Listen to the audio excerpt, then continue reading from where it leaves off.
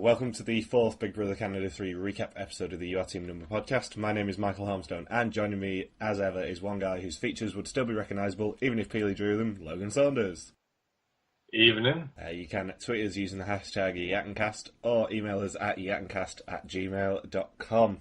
So, did we enjoy this week? It was alright, I guess, overall. Wasn't terrible, but it wasn't mind-blowing or anything. It was more laughable with how angry the fans were online regarding the twist that was a bit vague, which I guess we'll get to in a bit. Well, yeah, and also the fact that Bruno completely went, you know what, kind of, sorry, but I don't care. I'm not blowing up my game for you. The Derek approach. Yeah, and that's definitely not going to come back and bite him, knowing Canada. Almost like the producers aren't going to try and absolutely bury him with a twist, eventually. For Twisto's twist. Exactly. Which safety deposit box will bring him his doom? We should start taking bets on numbers now. How many deposit boxes are there? We got up to like 113 or 130, I think, when he had to go into the vault towards the end of the week. It was 1319 he had to go. Yeah, that's a lot of safety deposit boxes to create just for 10 twists that will occur throughout the season, unless they're given random digits for each box that they have to open, that there's no rhyme or reason to it. Well, I did say when the vault was first announced that, you know, they've spent a lot of money on that, and it's kind of a waste if they don't keep using it. They've put a lot of safety deposit boxes in there, and most of them aren't even going to get used. Rented out to the homeless after all the house guests leave at the end of the season. Tiny, miniature homeless people. You can sleep in the safety deposit box. Just make sure that the keys aren't taken out. So, previously, Brittany went from pawn to queen and made the first big move of the season with the help of Sarah and Johnny's veto. She opened up the back door for Greg, and Johnny stood his ground against Greg. Ashley and Zach decided to target Bobby and Bruno as a pair. Godfrey counted his shirts wrong, leaving Zach to win the HOH advantage. Bruno played both sides, and Greg got a 10-0 shutout. Although my favourite bit of the sort of pre-HOH bit was Godfrey's hair. Oh, yes. That was the greatest. Sarah had a few interesting hairstyles going on this week, too. I think Sarah went through about 3 or 4 different hairstyles, going from pigtails to long hair and having it wrapped up in odd ways. She decided to go with the comedian approach rather than dropping some rhymes for the house, which was probably the wiser course to take. Yeah, and Godfrey actually did spit some bars by the end of the week, and yeah, it was probably the most cringe-worthy bit of the week. Did you appreciate all of the announcers' baseball puns when Greg was evicted from the house? I was a bit disappointed we didn't get a 10-0 shutout. It was 10 up, 10 down. Come on now. I did add in the 10-0 shutout for our previously bit, but yeah, you were wrong. Your prediction of him saying 10-0 shutout was incorrect. But yet they made every other baseball reference possible, striking out 10 up, 10 down, and then being cut from the roster. Yeah, they're probably banking on him coming back, which we'll get to. Considering every single previously on segment directly referenced Greg, and the part where he says hashtag Jinja Ninja, hashtag 604 peace. And we even saw him say the exact same thing when he came into the sequester house, which is nice. Yes, he even carried it over there. He knew if the cameras weren't there, he would probably do it just for them anyway.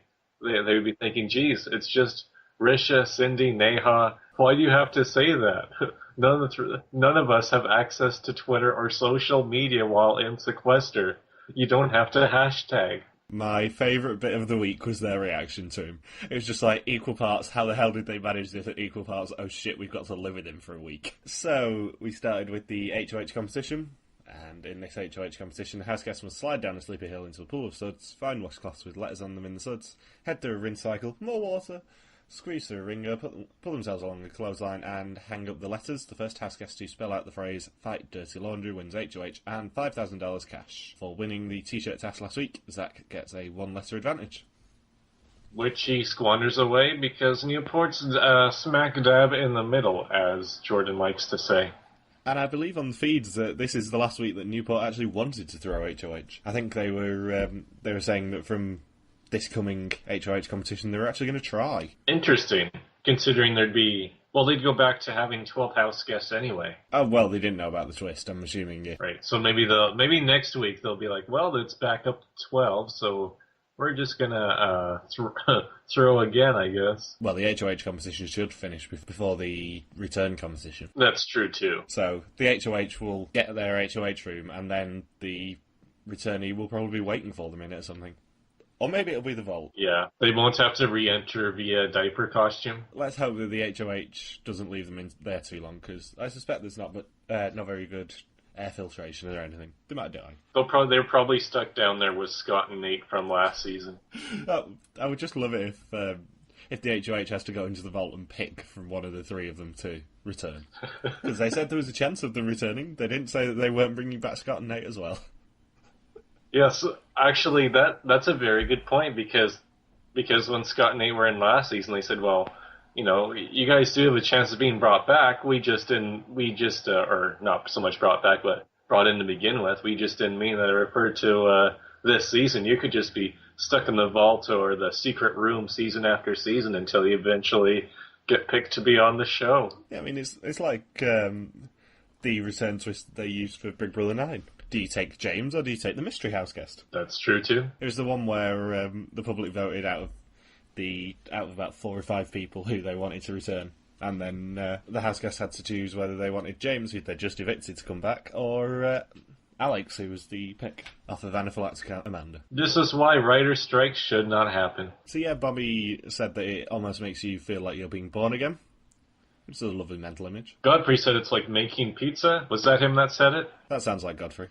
The bubbles were getting out of hand as well. It reminded me of Willy Wonka and the old school Willy Wonka, where it's just Charlie and Mike TV, and they're stuck in that bubble tunnel. But yeah, it reminds me a lot of Willy Wonka there, where Mike TV and his mom it's bubbles everywhere. And that's sort of what it reminded me of, where it was just so over the top. Although they didn't have Sarah saying, I'm not gonna fall into the metal ringer there. And then sure enough, she just keeps hitting it over and over again. Yeah, that was comic timing. Although Bruno had a massive slip. I think he took Peely out. Oh yeah, where he just completely what happened there again? Bruno came down one of the slippy bits and just sped and accidentally took someone out. I think it was Peely. Looked like it. Yeah. Sadly, they didn't offer a close-up of that. Would have been a great screen grab as well. Do you notice that Willow's hair got caught at one point too in the ringer? I thought she was going to go bald for a second. What? Yeah, where her hair gets caught for a second in the ringer. Ow.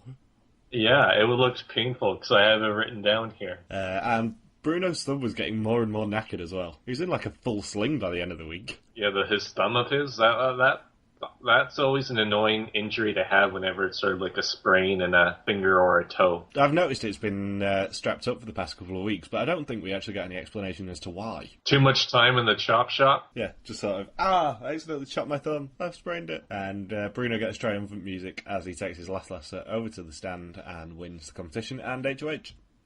With help from Godfrey. With help from Godfrey, yes. Because we all know that Godfrey would have, if he did it on his own, he would have gone for the buzzer once he had a fight Dirty Blonde. And he would have been just too excited and realized, oh crap, I'm missing the R and the Y. Why did I do a Vince Carter style celebration with being so pumped up when I hit the buzzer? Godfrey, we're going to keep making that joke. So yeah, we have Bruno as the HOH this week. Yay. Just the person we wanted to win. He's a gamer. He's from Ottawa and he has children. Children who provide a good sob story. I love how there's like Rocky music and everyone cheering when he hit the buzzer. It was so phony and so over the top. I'm thinking, that never happens in HOH where everybody just cheers on the person like they're Bruce Bogtrotter trying to eat the chocolate cake from Matilda. You can do it, Bruno. Lots of Roald Dahl references today. I'm quite impressed. But yeah, I'm not sure whether the producers like Bruno or not. They probably don't like him, considering the decision he makes by the end of the week there. Yeah, with the triumphant music, they obviously quite liked him and quite wanted him to win HOH. And then by the end of the week, he ignores Canada's twist. Speaking of twists, I personally loved Sarah's punch dance rage attack after the HOH competition. The pillows did nothing to her. The Peeleys did nothing to her. Oh, Pilar and The Willow. pillows. The pillows. Yeah, Pilar and Willow, obviously. Yes, the pillows. That's their alliance name. She probably would have punched them too. Because they're not strong enough women. But we'll get to that. So we get to see about 5 minutes of Brittany, Johnny and Sarah moping about being potentially nominated. And also, after you mentioned it last week, the Show Me tablet returned in Bruno's HOH reveal. What did he watch? Do we ever get to know what they watch? No, they didn't tell us. That'd probably be advertising a takeaway from Remedy, now on Global. You know what was bizarre to me is that Jordan said that one of his things on his bucket list was to see Bruno see his family. Which is the same bucket list that Jordan referenced where he said he wanted to get action in the Big Brother house. So that's a very awkward bucket list to have. Family values versus getting some action with Cindy with an S. No, the two items on his bucket list were get some action in the Big Brother house and meet some guy I've never met before's family. Because that's not creepy. I've always wanted to meet somebody's family from Ottawa. I don't care who. Especially if he's a video game champion. That's just a Newport thing to do. That's a Newport bucket list. And Bruno cried over the concept of getting a letter as well. Do you think that, because I know this happens with a lot of reality shows, but do you think that head of households are told that they have to react emotionally once they open up the letter, even if it's not really what they're feeling truthfully? I'm not sure, because he did look legitimately upset that he wasn't going to be with his family. But Sarah passed out, and that was all acting. True, but Sarah's a good actress. Very good actress. Almost as good as an actress as Karen Grodell from Survivor Palau. Something tells me that Sarah's HOH room would be a great concept, actually. They just repaint the walls psychedelic and... And she gets to watch Weeds on Show Me. Obviously. They just go really stereotypical. Agresto. And all the heat was heading towards Sarah, but Johnny was the target. And we finally got a mention of the hexagon as well, after I busted it wide open last week. Brittany, Sarah, Kevin, Johnny, Zach, and Jordan? Yeah. Well, that was a short-term alliance. Yeah, short-term alliance or shortest-term alliance? Was that one of our shortest alliances ever? I think so. It lasted less than a week. Yeah, it lasted all of about 4 days. And Sarah can't even right now. She's 150% sure she will be nominated, so she borrows math from Ted Rogers Jr. of Survivor Thailand. Well, she'd be 150 to 200% sure that she's getting nominated in that case. She's more conservative with her percentages that way. She was just good enough at 150. In the same way that Kevin knew instantly when he got called to the vault that it was an instant eviction. So, the have-not competition. Bruno gets extra power in the have-not competition because he gets to make two people automatically haves. And he chooses Ashley and Bobby because they were have-nots last week, apparently. And apparently they are also members of the Chop Shop, which I think was an underlying reason. Really? He didn't mention it. No, but I mean, they both are members of the Chop Shop, so I'm guessing that would also be a convenient reason to have them as halves, especially going into a veto competition where they could potentially compete and uphold Bruno's nominations. No, I mean, the Chop Shop is such an under-the-radar alliance. I know they don't want to get any blood on their hands, but it's just such a quiet alliance that we've never heard about the Chop Shop. I guess it's all live feeds then.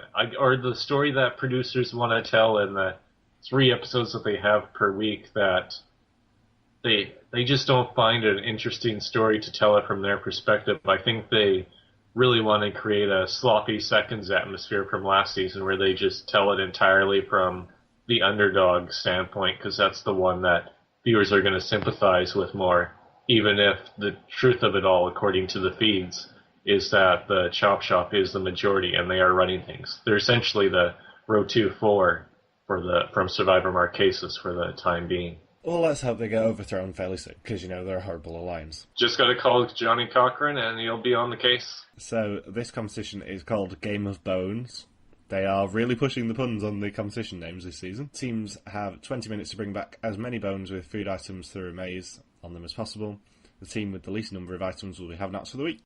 One of the team members is blindfolded and must be guided through the maze by the other two, with some parts of the maze setting off the shot collar that's around the dog's neck. Only the food items that they pick up will be items that they're allowed to eat this week. Chicken feet! Yeah, chicken feet. Godfrey really, really wanted the chicken feet for some reason. He's just like, I don't care what I get as long as we get chicken feet. It is the most prized possession in the house. We'll contrast that with Zach, who was going for stuff like, yep, I want cream cakes. Yep, I want beer. Yep, I want candy. I don't care about anything else.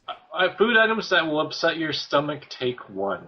Yeah, I mean, it's like winning a reward and going to a chocolate cafe, for example. Oh, Zach gets to have Snickers. Snickers. Snickers. Thank you, Zoe. I was going for a Mike reference, but okay. I love the way that Jeff Probst says Snickers in that episode, by the way. The credits rolled when I was watching Survivor yesterday, and they went, sponsored in part by Mars, and I went, really? I didn't guess that. Also, it's called Galaxy, not Dove. So the teams are Godfrey, Kevin, and Zach, with Kevin blindfolded, Brittany, Pilar, and Willow, with Willow blindfolded, obviously, and Johnny, Jordan, and Sarah, with Sarah blindfolded. Team Glasses. Yeah, Team Glasses. And Peely doesn't know her left from her right, which, is kind of important in this competition. Just like how Arissa Cox, as a host, doesn't know her Peelies from her Polars. Yeah, she keeps switching back and forth, doesn't she? Also, Willow getting shocked is just about my favourite thing. It was like she was having a seizure. Sadly, she was moving too quickly for me to screen grab it, but, there is a Willow as a dog screen cap. When she was trying to break through the fence too, just pounding away at it. Well, seriously, they are quite torturing the house guests this season, between the constant use of water in the competitions, to the electric shocks, to the slot pools that they've used. They're just torturing them. So much electricity in the room. And Sarah doesn't care what these people get to eat. I want to eat, which is nice of her. She's doing it out of the goodness of her heart. Yeah, exactly. She just wants to win. And it is Kevin and Sarah's teams who get 16 bones each and our halves for the week. Including, as Godfrey keeps pointing out, they get chicken feet, yay. And yeah, there's not a lot more with the have-nots. I don't even think we see them in the have-not room this week. Yeah, just other than Sarah complaining about being panicked and discombobulated during the competition, and Willow's seizures there, yeah, not a whole lot to add regarding the have-not competition. But then we get the couple of minutes focused on Bobby getting waxed, which, there is literally nothing to say about, apart from the fact that why did we get shown this? But at least we get a Bobby Payne face. Yes. And it was really, really noticeable this week, but Johnny is so scripted in the diary room. He was getting a ton of airtime. I think producers probably figured that he was going to be going home, or by the time they're editing the episodes anyway, so that in that way doesn't surprise me too much. In fact, it was really only him and Sarah that got airtime for the whole week, it felt like. It was those two and Bruno. Nobody was really talked about during the whole week. Yeah, I mean, it was, I think by about Monday everyone had pretty much confirmed that they were voting him out. I don't think there was going to be any change, at least. Kevin has been fading in terms of airtime too over the past week, because he was being set up as the decoy, but despite being the decoy, his airtime was significantly less compared to Johnny and Sarah. We just had the odd conversation of Kevin thinking he's bluffing Bruno, and then Bruno saying that, well, Kevin's pretty much as blind as he was during the have-not competition, that Kevin just doesn't know how to think from somebody else's perspective, that somebody can see right through his own plans. Yeah, I think this is the first time that we've actually seen a vault nomination with a shortlist where we've only seen 3 possibilities. It was Kevin, Sarah, or Johnny. Brittany was HOH last time, and somehow she's nowhere near this conversation. Yeah, we didn't even see... I'm assuming Brittany was the 4th, but we didn't even see Brittany be the 4th. Is she that good, or just that underestimated, you figure? Probably, yeah. So, Kevin and Peely have been spending a lot of time together, but Kevin does, of course, have a bigger attraction to winning this game. Of the little airtime that Kevin got this week, he did get a couple of slightly dickish quotes. Pretty much, in terms of how he treat Peely and Johnny, I would say so. Before I'd even watched the episode, I saw people just going, oh, how can Kevin betray his friend like that? So I knew something could happen. Meanwhile, the other half of the fan base just absolutely bashes and tears into Peely nonstop. Yeah, I wonder why. Sarah would be one of that fan base, because she gets really annoyed by the fact that Ashley and Peely are sitting pretty and not having to do anything. Yeah, isn't that the worst? Hey Sarah, we know you're going on the block. Want to listen to us talk about our pointless showmance drama? And our boyfriends. It's just odd to see that Sarah's really the only female getting an active edit. Brittany, although being queen, is super under the radar as soon as the crown is taken off of her for the week.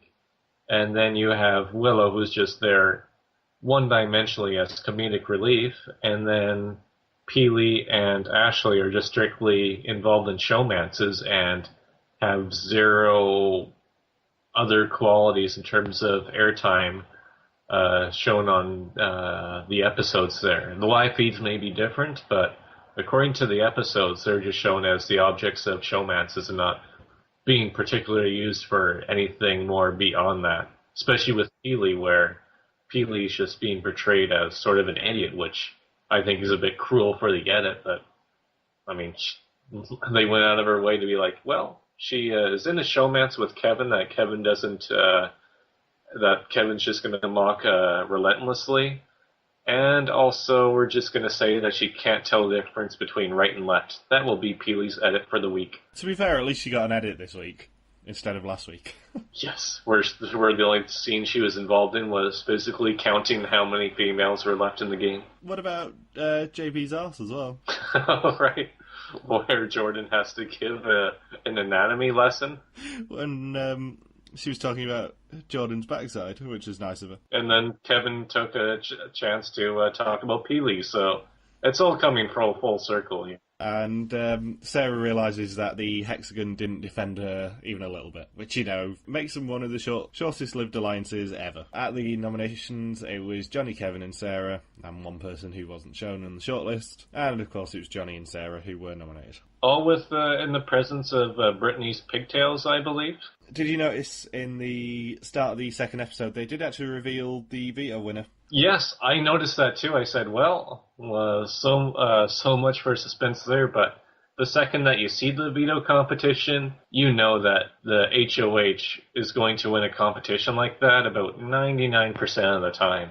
Yeah, it was a little bit unfair of them to have this not just in a season with Bruno, but also in his HOH week where he's guaranteed to play it. It certainly wasn't the best planning ever on their part. Because this is a twist that you want, that you definitely want either Johnny or Sarah to win, because they will 100% use that twist and completely flip the game. But instead they use it for when the HOH is almost inevitably going to win, because the two nominees are going to go after the HOH, and then everyone else, it makes sense for them to take out the two nominees and keep the nominations the same. The best case scenario would have been Brittany winning it, because if Brittany would have won it, she could have taken down both nominees and then forced him to put up probably Kevin and someone else. Kevin and Zach, or Kevin and Peely, I guess. Yeah, it'd probably be Kevin and Peely, but, you know, that'd probably mean Peely would go. Not a massive loss. Also in the second episode, we switch from baseball and OxyClean puns to Bruno suddenly being an over-the-top Italian character. A mafioso. Yes. First blood on the chop shop when Greg was taken out. The Italian stallion knocked Johnny and Sarah down a peg as he was first to the punch. Oh, Johnny's offer was an offer Bruno could refuse. Not to mention that in the previous episode that Kevin and Bruno's conversation took place while Bruno was wearing an Italy hoodie. I don't even wear or own an Italy hoodie. And you have no shame. Also, you know how we keep discussing whether the alliance between Jordan and Kevin is legitimate? It was confirmed. Yeah, Zach seems to consider it legitimate, even if Jordan doesn't. Yeah, I think Jordan said that he considers it legit as well, that he has to protect Kevin. I think they do actually have a final three now. Before it was for show, but I think they actually genuinely have a final three. Final three with their with using Peely and Ashley probably as a fourth and fifth wheel. And then we went straight on to the POV, which is called Game Set Match. Each Hatscast has 3 targets with their face on it. One at a time, they need to try and take out their opponent's targets. They have to call out who they're targeting to allow that person to defend one of their targets. Once they're down to 1, they can't lock that target down. Last person standing wins power of veto. And to keep things fair, the person shooting has a giant tennis ball put over their head while the victim places their lock. The giant tennis ball was by far the best part of the competition. Well, yeah, and it was Bruno, Johnny and Sarah, and Bobby was Bruno's draw, Brittany was Johnny's draw, and Kevin was Sarah's draw. And the host was Zach, ably assisted by Willow, because, you know, Willow needs to be involved in everything.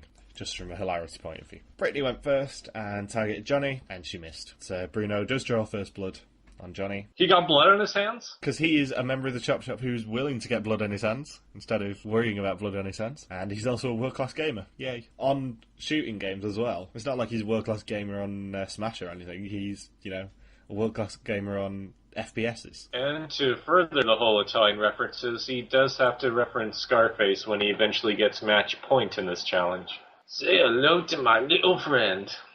Still better than your impressions on Sunday, Logan. Sarah then decides that she's obviously not going to target Johnny, so she'll target Bruno instead. But she misses because her type of cannon has 3 papers and a filter. I love how I don't even have to write Sarah jokes. She just writes them for me. Although she does eventually get the target on Bruno there. Serve it, smash it, win it, love it, I believe were her words. And then Johnny goes after Bobby, but he misses. And then Bobby, for some reason, goes into sniper mode. I found out afterwards that Bobby apparently goes hunting with his dad. So that's why he went into sniper mode. But, Did he just see American Sniper? Because that was very much reminiscent of it, too. In the biggest heartbreaking moment of this veto, Kevin also targeted Johnny, but he missed. But he targeted Johnny, but in the worst way possible by completely taunting him. It's a beautiful day for tennis, clear skies, no wind. And you would think, geez, Kevin, how about you just stop talking and shoot? I'm sure Johnny would understand what you're doing if you did not act like a total D-bag. But no one was in Johnny's court, Logan. Yes, even before the challenge, when I believe Johnny said in this competition he would go balls to the wall, but Kevin removed his balls from the situation. It was Bobby who ended up knocking Johnny out after Bruno knocked out the second one, and then Sarah tried to knock out the third one. Sarah really understood the psychology of the challenge. Yeah, Sarah is still our hope for a ridiculous winner, a ridiculously awesome winner. Bruno doesn't think I can shoot that far, so I'll shoot for the further one. Bruno, you're a world-class gamer. Couldn't your strategy be a bit more beyond that? Or I guess he just didn't want to overthink it and just leave it at that. Yeah, he's probably a world-class gamer on Call of Duty, though. So yeah, Sarah was the next target, and she was knocked out by Bruno. And then it was Kevin. With this ridiculous mind game with Sarah, too. Actually, it was Kevin who knocked Sarah out. Yeah. And then Brittany knocked Kevin out because Baby got backhand. That was a good line. Yeah, she was on fire, as she said, with the whole gun pose, as if she was Chun-Li from Street Fighter. Brittany was knocked out by Bruno, and then Bruno won the competition after Bobby tried to psych him out. You're gonna choke! You're gonna choke! You're gonna choke! Yeah, Bobby shouldn't have been allowed to sort of get right next to Bruno's face and go, you're gonna lose. He should have put the giant tennis ball on Bruno's head right before they shot. You're gonna choke! You can't see! What are you gonna do when you can't see, Italian Stallion? You gotta feel where the guns go and feel the court. Maybe they should have put that in as a twist. If you target someone who's down to one target, you have to put the tennis ball on your head. And you have to spin around 10 times before you do it. No, because you'll probably hit the audience.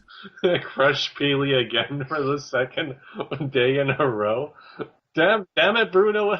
You did this in the HOH where you completely took her out on the ropes, and now you're taking her out with a giant foam tennis ball. Having said that, I would love to see to have got a screen cap of someone getting shot in the face with a tennis ball. Yes, Dick Cheney will be in Big Brother Canada Season 4.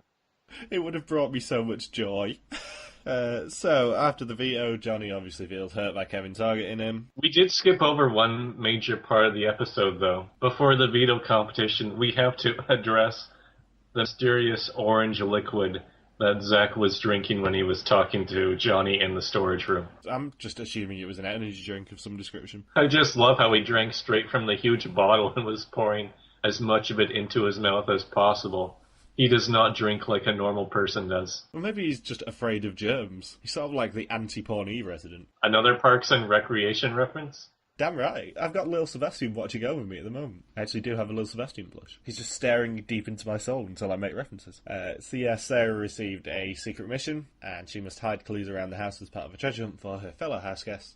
She must then collapse to the floor in a dramatic fashion, which actually almost happens for Rhea when she's running down the stairs. And when she collapses, they find a note on her which says they must head to the HOH to change into their scrubs before receiving further instructions. And it's the dad from Veronica Mars. It's Keith Mars himself addressing the house guests, which I saw coming due to the Twitter feed where Keith Mars was directly tweeting Arissa Cox on Twitter talking about Big Brother weeks before his appearance. I love how generic the instructions were. Check the person.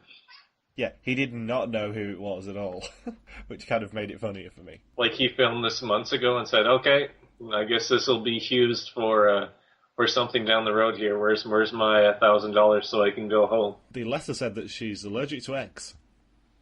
Yeah, make it subtle, Big Brother. This was even easier than clues for the hidden immunity idol in Survivor. The first clue was the guy saying, go check the person's belongings. And then the next clue was, this person has an egg allergy. Those two clues could not be any easier or any clearer. The only difficult bit was them finding the second key actually on Sarah. Yeah. Yeah, I mean, it's sort of like a clue saying the hidden immunity idol is definitely on the ground. Okay, Judd. I got ADD! Yeah, I think Johnny might have actually stabbed her as well. I love Godfrey in this challenge, though, because he stands by Sarah the whole time, pretending to console her, and then there's this one part where he's right by Sarah and says, "Oh, I'm so sorry. Woo, eggs." I think Godfrey's sort of disappointed by any competition that doesn't feature a gigantic red button for him to press too early. He loves pressing red buttons, chicken feet, and eggs. Godfrey's 3 favorite things that he can't live without. And then we have lots and lots of remedy puns, and thankfully we don't have to see too much of the programme because, snore. Yes. I do like, though, in addition to Godfrey's obsession over eggs, I do like that when Sarah was hiding the clue beforehand in the eggs, that Zach jumped in and he started to count the pickles in the fridge. Maybe he thinks that it's going to be an upcoming HOH competition. Yes, food does not change in direct relation to how it is consumed by the house guests over time. Yeah, I mean, they kind of knew it was going to be a mental competition this week, so surprise. And Kevin also says, when I came into this house, I promised myself I wouldn't let emotions control me. Classic gamebot there. Mm-hmm. And this would be the point in a normal Big Brother Canada recap where Ben would go on a 5-minute rant about how much of an arsehole Kevin is and how he hates gamebots. But Ben's not here, so, we're going to skip over that bit. Yes, it is implied. I do love Willow's reaction to the reward, though. That she doesn't even address that she's excited over watching Remedy. She's just excited over soda, chocolate, candy, anything. Well, she is a have-not. Right. So, any sugar in her system will be very dangerous for Willow, but also welcome. She'll be doing laps around the house. And I must say, wherever Ben is right now, he's sorely missed, and we don't know whether he's going to be back Sunday. He'll definitely be back for next week, though. To probably mock us for mocking him. I do have to withdraw my comment about Willow. Apparently she did state that she's definitely buying season 1 of Remedy when she gets home. I should point out that even though it's a Canadian show, that I have yet to watch Remedy myself, even with the 5-minute plug-in for this episode here. Were you too busy, I'm assuming, watching Big Brother and then Survivor? Or, decent shows. Or things on Netflix. I hear there's good TV on Netflix. Well, they do have the next couple of seasons of Amazing Race on Netflix Gold Premium Plus. Yeah, the Amazing Race 27 and Amazing Race 28 were both filmed the past year. It's just been sitting in the editor's suite there, and I believe they just finished putting together season 27, and it will be uploaded to Netflix Gold Premium Plus, I think, on the 30th, so a little lookout for that on the 30th. Who'd have thought, as a response to the all-dating couple season, they'd have an all-lesbian couple season? In fact, the Amazing Race Canada 4 is seriously considering casting 2 house guests from this season for when the Amazing Race Canada 4 copies season 27 in the US and has their own lesbian dating couple season. But we'll get to that fairly soon. So, it was also Bruno's birthday this week, and he's got a surprise in his HOH room. More crying, because he gets a birthday card from his kids. Do they intentionally cast people for Big Brother Canada whose birthdays are either going to fall within the filming schedule of late March, April, and May? Probably. Does that mean I'm screwed from getting on Big Brother Canada? I've applied 3 times. Oh, And my birthday is after May, so I guess I'm screwed. I really want you to get cast on one of these seasons just so Ben and I can rip the shit out of you for 3 months. I'm sure everyone is waiting for me to get on one of these shows. Well, yeah. I just want to sit here for 12 weeks and be mean about you and get away with it. And the worst part is I'd probably be under contract, so I couldn't even join on the podcast and try to fire back. Well, exactly. So we'd have 12 weeks of you being completely and utterly mocked and then not being able to say anything to us outside of a private chat. Logan tried his hardest to compete on Big Brother Canada, but he was first evicted, and they are laughing at him. And that's rude. That's right. Margie Adams from Amazing Race will have an investment into how I perform on Big Brother Canada 4. Seriously, this is like 4 podcasts in the row that we've referenced Margie now. Never gets it. Still hasn't gotten old for me yet. I don't think it's going to top our impressions from Sunday, but still. You know what I loved? The one thing that I liked about the birthday scene is Godfrey trying to find a hiding spot. Apparently, he can pick up women by playing peekaboo 2 feet behind them, but he can't figure out a hiding spot in a large room. I just love how you're pushing the Godfrey agenda. Well, someone has to. I think Godfrey is awesome, so I mean, I have to make up for it. What are we going to do? Talk about Kevin and Johnny the whole podcast? How about no? So Johnny has no hard feelings towards Bruno at the veto ceremony, if he uses it or not. And just as Bruno's about to announce what he's going to do, he's called to the vault. Yay! And has to find security deposits box 1319. It was very fitting because he just had to look at a birthday card containing a tractor, and this setup from the Big Brother godlike voiceover was a great detractor from the ceremony. So Bruno receives the power of double veto, meaning he can veto both nominees if he chooses. And Johnny says, "This could be the light at the end of the tunnel for me." If I'm not mistaken, doesn't that usually mean he's going to die? Yes, the light at the end of the tunnel. He was perfectly accurate with that quote, but not the whole. But it was by pure accident rather than intention. And despite considering putting up Zach and Ashley, Bruno decides not to use the power of veto as it's too early to make a big move. I should note that in Canada, when the second episode of this week aired on TV, that the episode ran over an hour long, even though it started on time, and my PVR cut it off just when Bruno entered the vault. It was 4 minutes after adverts, which is very long. It's usually about 42. Yeah, we didn't even get to see credits or anything. It was just Bruno just finished his reading through the envelope regarding the twist, and that was it. The episode just suddenly cuts off. To be fair, you didn't miss much because they didn't actually announce what he was going to do until the third episode. Yeah, that's what I was glad about. I was thinking, okay, they're just going to draw this out for 10 more minutes in the following episode. I didn't miss much. Just for the record, if anyone needs Kevin, he'll be in his fortress. There's one other thing about Bruno's birthday that I want to bring up right now, that they spilt out happy birthday BI with pillows in the backyard, and I could not form those initials with pillows with a straight face. Happy birthday, bye! The thing that made me laugh is the fact that they did HBD for Happy Birthday, which now only reminds me of Suki and Jinder from Amazing Race Canada. HBD? HBD, Jinder? Do you remember the hashtag on the screen? Right. During the Fast Forward episode with nakedness, yay! Right.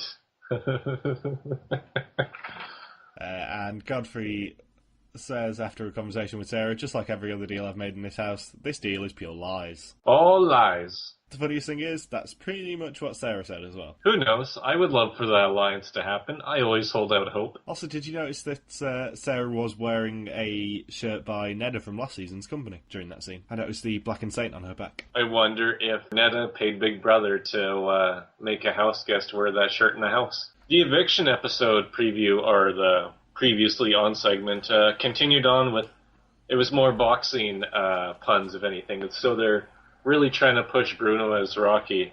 Was saying that, Greg was the first sucker punch, as Tally and Stelling won the title. Bruno had Sarah and Johnny against the ropes, or Bruno called his shots, Johnny was flat on his back and Kevin was nowhere to be found. Interpret that how you will.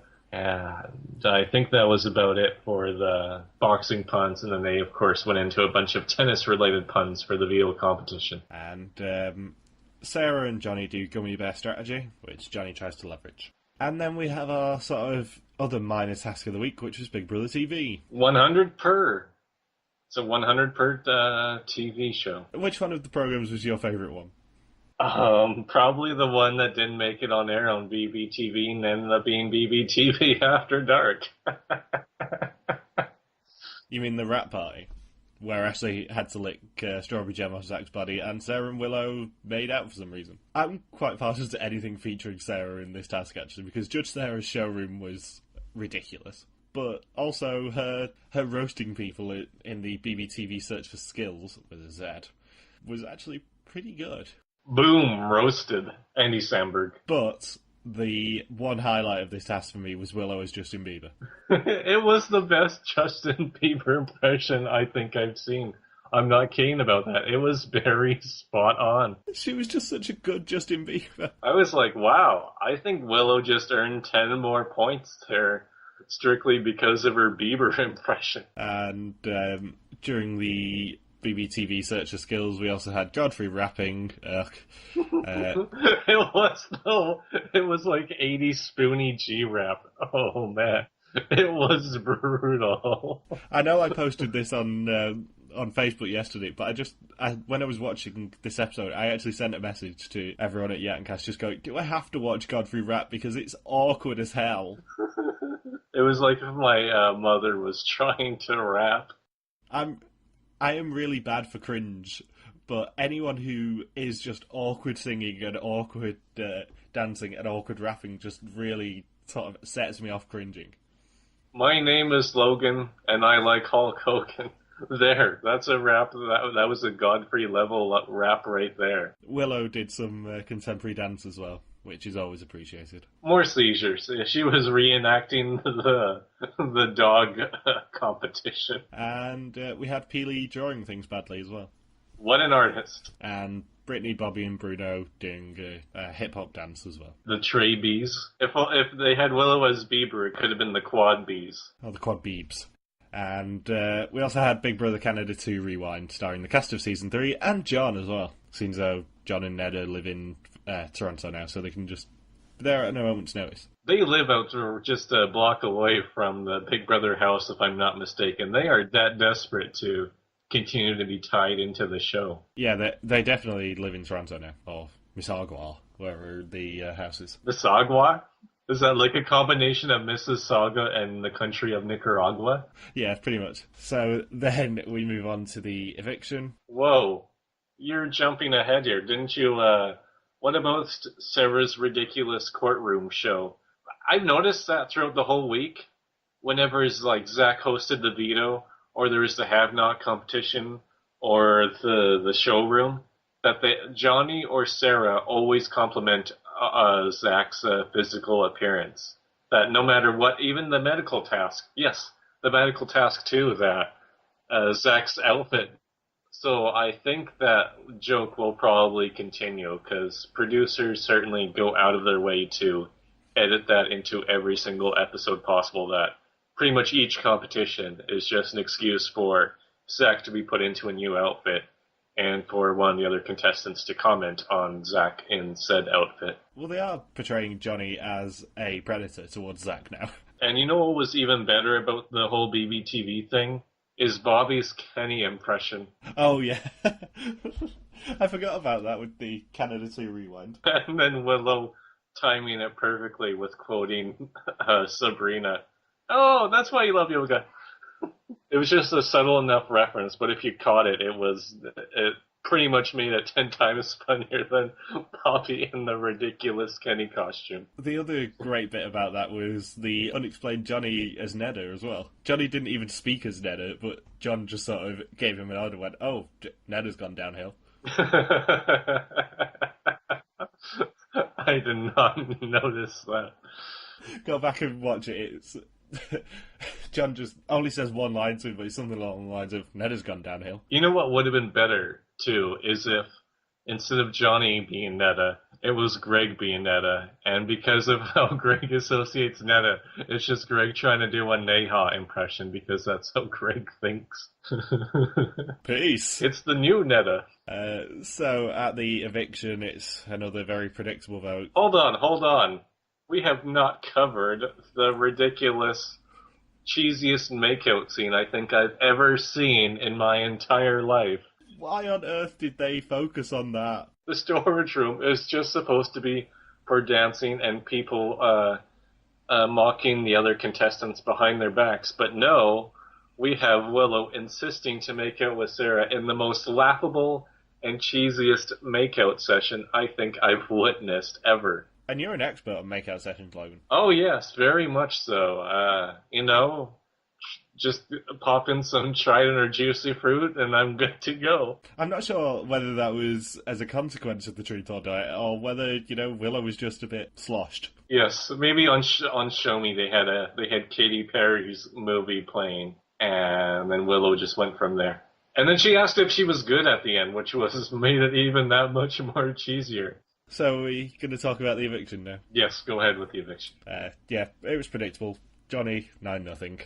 But we had some great quotes. I know you love me writing down some of the eviction quotes because there are some ridiculous ones. We had Bobby saying, "Welcome to the chop shop, bud." We also had a repeat of the hallway moves as well. I know we point these out every week, but Bobby and Willow and Ashley did exactly the same move. Under the legs? Classic. And Brittany also greeted Arissa by saying, "Hey girl, hey!" But my personal favourite one, and a bit of a throwback to last week, was Kevin. "How's the Golden Goddess tonight? Please vote to evict." And screw you. I know I pointed this out last week. Kevin flirted with Arissa and she was just like, "No, get on with it. Shut down. You're stuck with Peely. I'm bored of you." So yeah, Johnny was evicted by a vote of 9-0, but nearly wet himself when he found out there was a chance of him coming back. The gummy bears didn't help. The gummy bear strategy session with Sarah, where they use gummy bears to give each other information, and Johnny's all, "Oh, I'm going to use this against Sarah," and she's not even realizing it. Well, too bad, Johnny. That didn't work at all, because you're gone 9-0. And also, Sarah is a lot less threatening to them. That's exactly why they got rid of Johnny, because Johnny will win competitions. And hopefully Sarah will, but hopefully they made the wrong choice. So then we get to talk about probably my favourite bit of the entire week, the sequester house. It starts out as the quote-unquote cottage of girls. So the first 4 evictees live together in the sequester house, which does actually mean that Risha had to live there on her own with no one for company. Because the cameraman won't have talked to her. She would have just sat there doing naff all. I wonder if the cameraman, because it mostly is men, if they're like, "Well, there's nothing else in the sequester house for now, so here's a poll, Risha, and do as you please. Also, we have a closet full of new clothes for you, and what do you know? They're all trench coats." We've seen how you work a poll in Toronto. No, do it. Do it in the sequester house. So yeah, our first introduction to them is them causing Cindy pain by doing her eyebrows. And Cindy doesn't work out, Cindy naps. Cindy naps and eats popsicles. The funniest thing of the week was just the girls' reaction to Greg walking through the door and him just shouting his hashtags. They couldn't even. They're still trying to absorb the shock of Greg being evicted, thinking, "Oh my God, he's evicted. Zip 604. Hashtag Grey Ninja Ginger Ninja. Hashtag peace. Hashtag I just got evicted." just throwing out hashtags like it's Harry Potter trying to think up every spell to dish out to defeat Lord Voldemort. It was ridiculous. I like how you're still using the Pokemon reference there. Yes. Grey Ninja Ginger Ninja. We got a discussion on what they thought the return would be based on. And Greg wanted a vote to return because he thought he'd win. Do you think he would win? Given that last time I checked Jokers, which is the main live feed site, and also has a ranking of all the house guests by public vote, Greg was firmly bottom for about 4 weeks, I think it is. No, not even a little bit. Who's top in popularity? Neha, I think, was top last time I checked. Any shockers in terms of who Jokers likes that deviates from the edit we're being presented on the show? I think Kevin was quite high. Jordan's reasonably high. Zach was about 9th place last time I checked. Sarah's really, really high, obviously. More weight than one. I was setting that up. Brittany is obviously really high. I don't think Johnny was that high. I think Johnny was fairly low. That's a good place.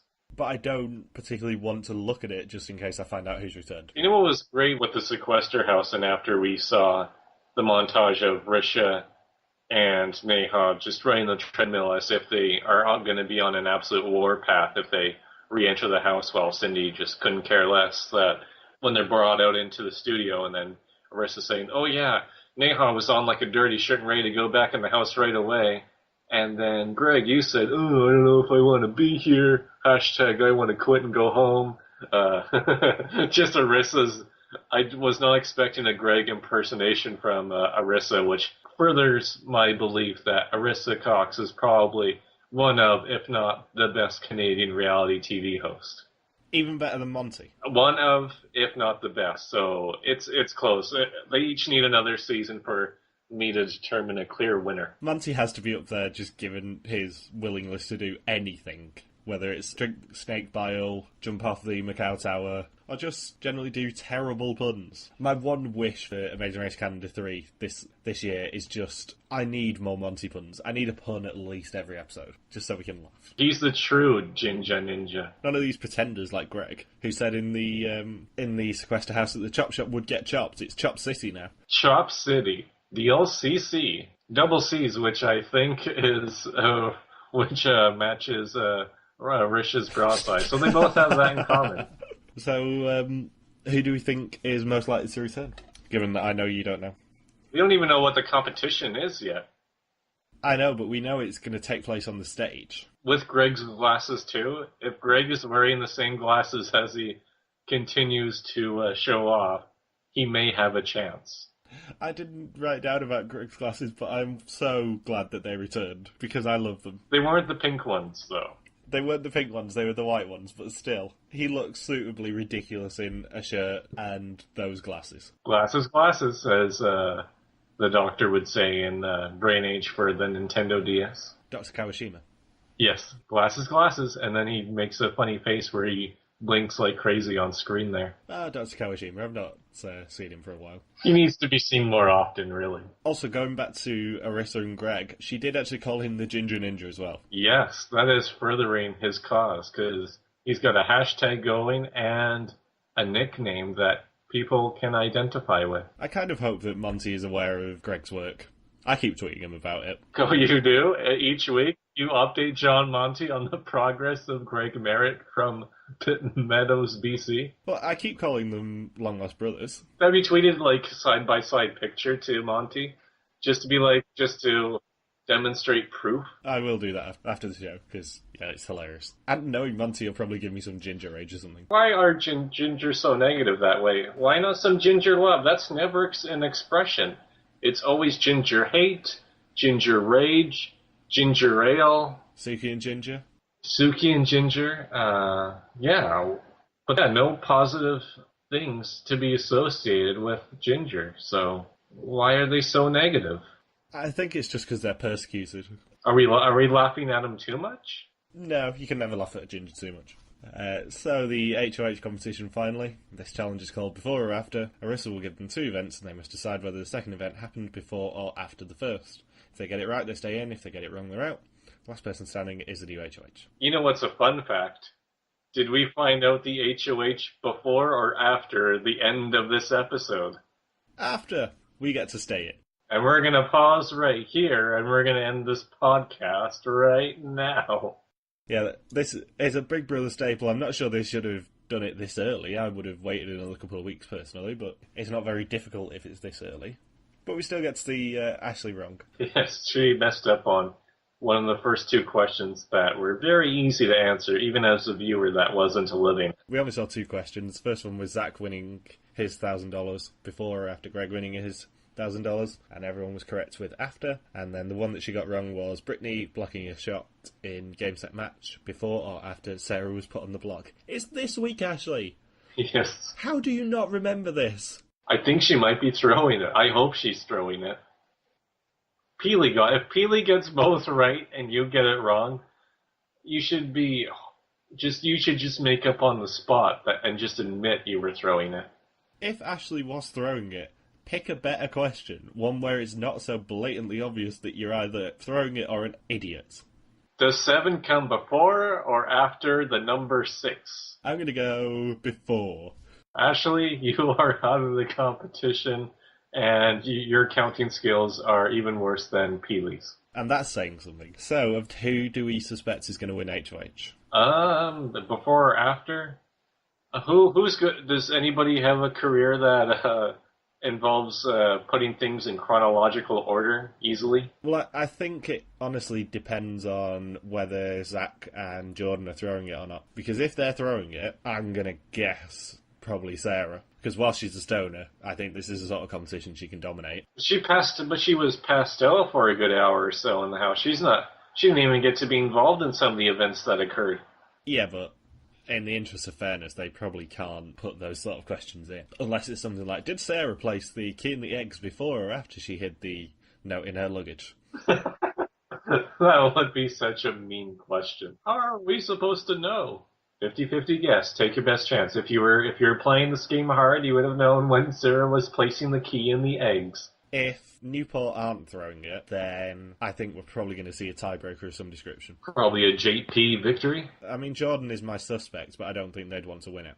As much as I hate to say it, Godfrey might be a good choice as well, because he's a lot smarter than he's letting on. I like that we're getting to the point where people are going to stop throwing competitions. I really, really don't want a Godfrey win, because I just think it'll be a little bit depressing. I know you want a Godfrey win, but I just think it'll be a little depressing, because he's going to put up Brittany and Sarah. It would also put a target on his back, too. But it's going to be a horrible week if Godfrey wins. Or if any of the Chop Shop wins, actually. At least he would get airtime. He has gotten very little airtime so far this season. Given what I've seen of the live feed reports, there are plans in motion this week for some fun backdoors and some fun pairings and nominations if the right people win. So I'm holding out hope that we're going to see someone who will put up, for example, Bobby and Bruno. Or maybe Kevin and Peely. Or maybe Ashley and Zach. Or Zach and Jordan is another one that's been floated. This is the sort of move that needs to happen and to kickstart the season properly. I definitely agree because right now it's pretty much a stalemate between the two sides. Well, it's not really two sides. It's pretty much just everyone against everyone against Sarah and Brittany, and those two aren't exactly big threats, or not perceived to be anyway. So really, when everybody has already picked which side they're on and everybody knows where everybody lies up in the hierarchy, then things are bound to shake up. We can live in hope that this is going to be a fun week. And final thing, as always, who is going to get evicted? I think, or who's going to be brought back? We should discuss that first. I mean, I have a preference list for who I want to be brought back. Obviously, Naya is by far at the top of that because she will stir shit up. She will team up with Brittany and Sarah to stir shit up. And I'm assuming the returnee is going to be granted a week of safety as well, because they'll be joining after the HOH. I wish Neha and Greg could go back into the house together. That would be my ideal situation, is that both of them are brought back in. I honestly think of the first 4 evicted, Risha's probably the worst option because she will probably be quite passive. Whereas Cindy, as we know, is a troublemaker. Neha obviously desperately wants to be back in and will do anything, basically. I think Cindy would go out so early if she was brought back in. She would just be playing the same game, and she never earned anybody's trust when she was, during her entire stay in the house, nobody really trusted her, and she was just bound to go. No matter what, she had to win her way to survive as long as she did. And then you've got Risha, who I don't think could really mesh socially with all of the house guests. The only person she got along with was, I believe it was Cindy, was really the only person that she talked to. Then we've got Neha, who thinks logically, and she was just taken out because she's a big threat and she was entertaining.